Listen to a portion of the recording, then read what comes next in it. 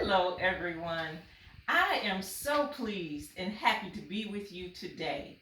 I am completing part two of a two-part series of behavior change. So, welcome to Holy Ground Spiritual Center presentation. My name is Mary Perkins England, and at the end of this particular presentation, I hope that you will have a X-ray of your behavior change. So, I want to invite you to get a sheet of paper and take that paper, sort of turn it on its side, and draw four columns. Because what we're going to do here is to develop your immunity to change x ray. We're actually going to be able to see why one of the goals that you have had may be taking a long time to change and to make certain that that change sticks. So let's go ahead, get started with the immunity to change x-ray. And I should let you know that immunity to change was created by Robert Keegan and Lisa Leahy. They are professors at Harvard University, and they've done quite a bit of study regarding behavior change.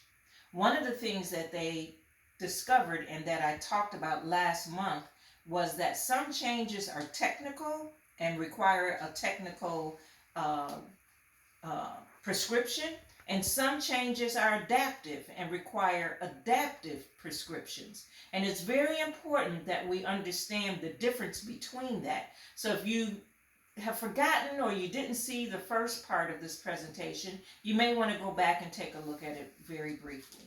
Okay, so immunity. That's a word that's been in the news quite often lately because of the coronavirus.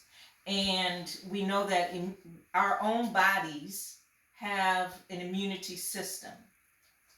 And that system is to protect us.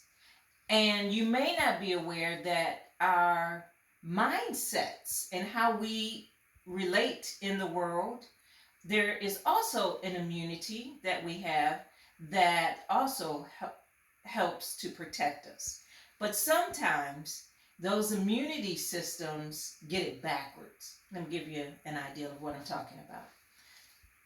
If a person needed to have a kidney transplant and the transplant surgery takes place, immediately the doctors would begin to prescribe antiviral, well, maybe it's not antiviral, but anyway, they would prescribe medications so that that organ is not rejected, because a person's immunity system would look at it as a foreign body. So at that point, our immunity system would actually be detrimental to us if we're rejecting the kidney that was given.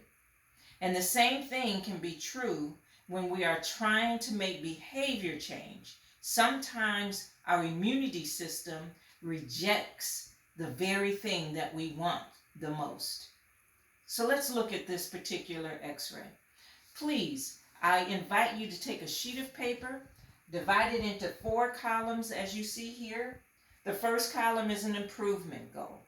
And like I talked to you last time, an improvement goal is something that's important to you. It's important to the other people around you. And it's a clear goal that's your goal, something that you have to change or something that you want. So I'm going to use an example of Fred. Fred's going to be the person who we will go through this immunity to change example. Fred is a father, and one of the things that he wants to do is to be a better listener, and that it implicates him. It's he that has to make the better, to become the better listener. It's not that someone else has to do something so that he can listen better. It's important to those around him. With him being a better listener, of course, his family relationships will improve, and it's important to him. This is something that Fred identified. So I'm just going to write in this first column, to be a better listener. And that's Fred's goal. Now, the next column is for us to do an inventory. We're going to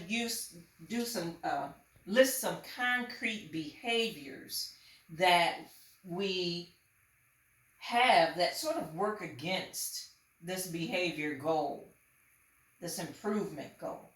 We do some things that work against us.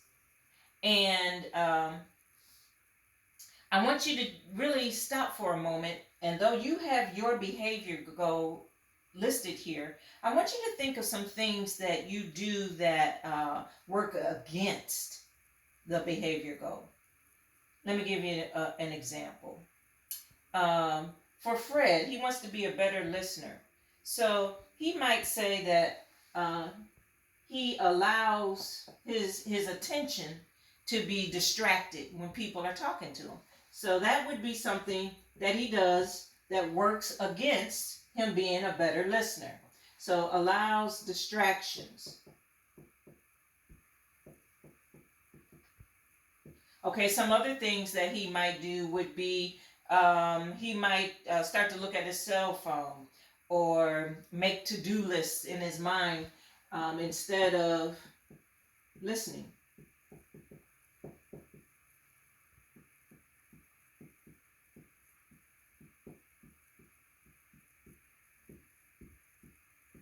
Okay, on and on. So let me give you another one. For Fred, if it's his wife, if his wife asks him something, he'll often feel that it's not urgent. You know, what his wife is talking to him about, and his attention will shift to something that he thinks is urgent. So not urgent.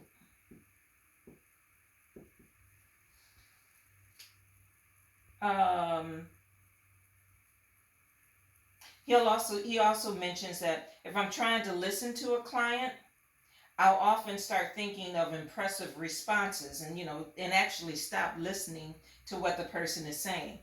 I'm sure none of us ever do that, but Fred starts to think about his response instead of listening to the client. Okay? So you get the idea here. You're looking for specific behaviors, things that you do that work that work against, things that you do or things you're not doing that actually work against this particular goal. All right. Now, let's go on to column 3.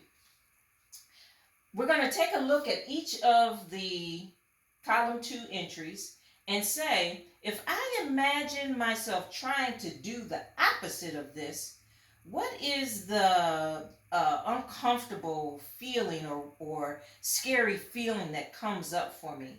And we're going to actually put those in a worry box.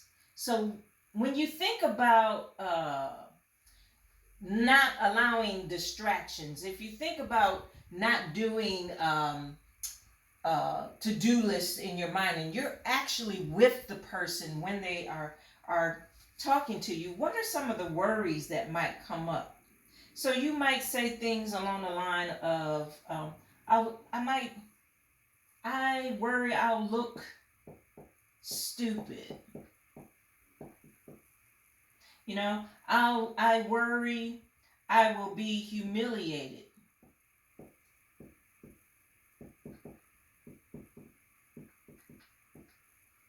I'll be helpless. Or that maybe I'll make a big mistake.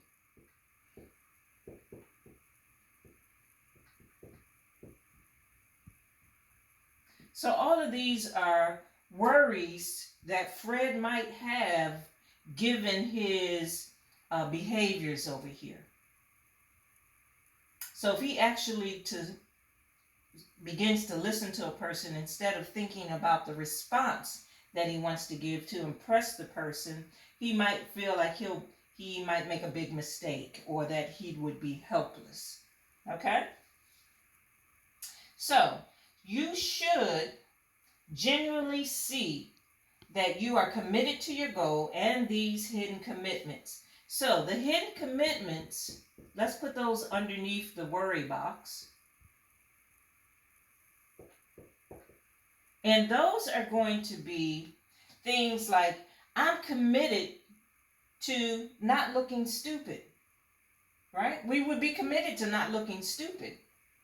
We're going to go back into this worry box and work on that. So I am committed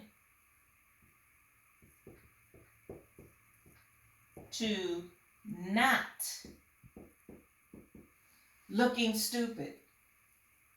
I'm committed to not being humiliated or feeling helpless. Or I am committed to not make a big mistake.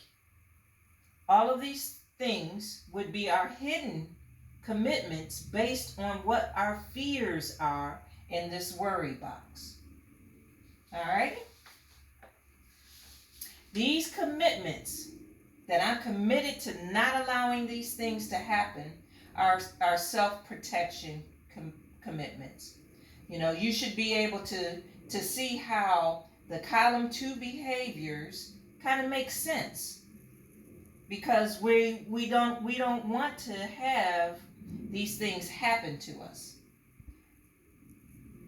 So at this point, we're sort of, we have one foot on the accelerator. Yes, we want to be a better listener, but whoa, another force is coming right back at us saying, but you know what? I don't want to look stupid.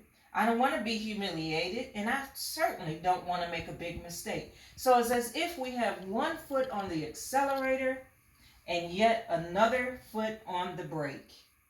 And here we find ourselves stuck often when we are trying to make improvements. We get stuck. So this is the relationship between our column 1 and our column 3 hidden commitments. Alrighty, so let's move on to column 4. You should be able to see, based on your X-ray that you are filling out, how we systematically generate the very behaviors that prevent progress on your goal. It's an anxiety management system, and how generating these behaviors helps to ward off some of the worst fears which are associated with your actually making progress you hope for. If you have come up with an adaptive formulation, you should be able to see clearly why technical solutions don't work. So let's take a look at disrupting the immune system by identifying some core assumptions. This is the last column that we'll work on. We use the concept of big assumptions to signal that there are some ways we understand the world and ourselves and how we relate to ourselves and the world, but we don't always see that those things are actually mental constructions. So how we view the world, and how we interact with the world sometimes are mental constructions that we've made up, and they're not necessarily true. And this is how we come up with some big assumptions on how we relate to things that happen to us, to what we've been told, what we've been taught, and that is some of our big assumptions. We see them as truths, as facts, as accurate representations of how we and the world are. But these ideals are actually assumptions most of the time. So to develop your assumptions, look at column 3 and brainstorm all of the assumptions a person who had such commitments might hold. Some big assumptions you may regard as true. Some you might see right away are not really true.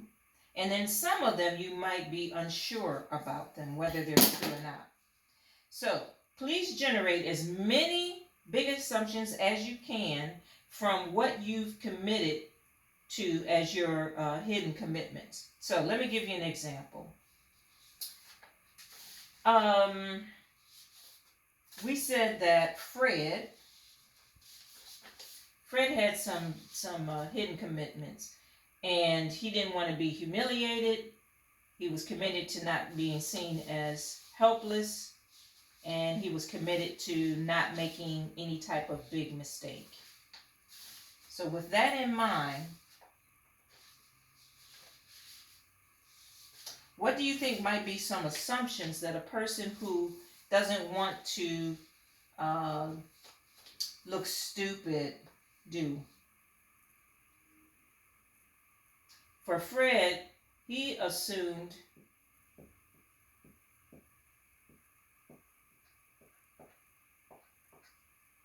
that he only had a limited number of chances with his teenagers, that to talk to them, and that if they see him as stupid too many times, that they just would stop listening to him entirely. Like, some of us have those assumptions that, if we talk to our children and they sort of have an attitude of, what we say may or may not be quite correct, then, he was afraid that they would stop talking to him. Or seeing him as the father, seeing him as smart. He thought he only had a certain number of times to talk with him. He also had an assumption that there's absolutely nothing positive in an interaction with his children in which they dismiss and ridicule what he has to say. That such an interaction is clearly worse than no interaction at all.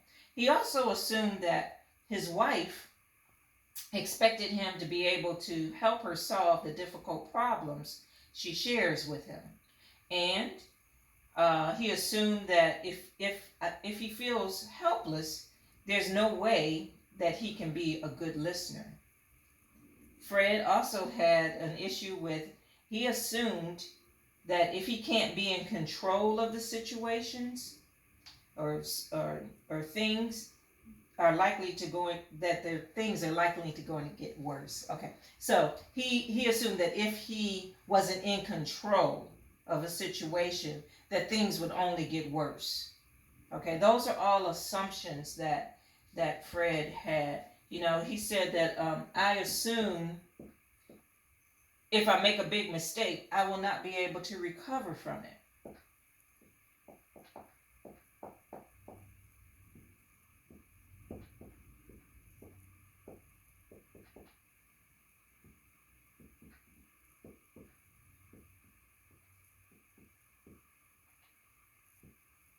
Okay.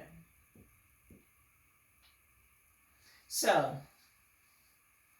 hopefully with your x-ray, you could begin to see the push and pull that occurs.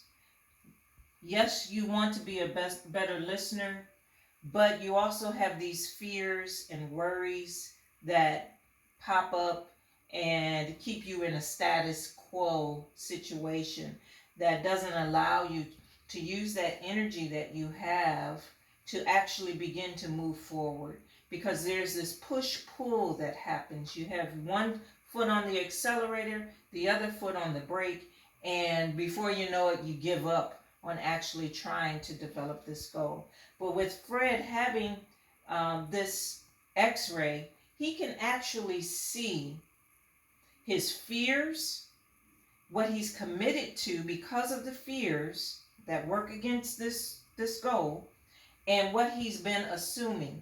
And now he can take a look to see if these are mental constructions or if they are truths. So one of the examples here is, I assume if I make a big mistake that he'll never recover from it. That's an assumption that he makes.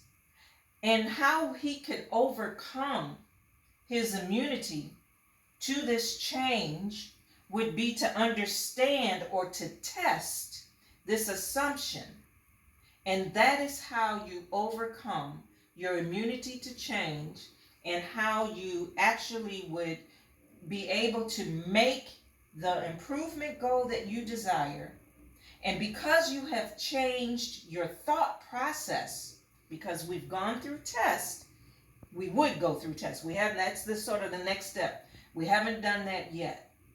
But now we can see what it is that's causing Fred not to be able to be the better listener that he chooses and wants desperately to be. So the next step to all of this would be to test our big assumption. And unfortunately, we can't do that today because we don't know exactly what your big assumptions are. Everybody, if you've gone through this process, then you have your own big assumptions. And if you would like help in overturning some of those big assumptions, please get in contact with Melissa or myself, Mary Perkins England, or contact the Holy Ground Spiritual Center, and we can get more information to you.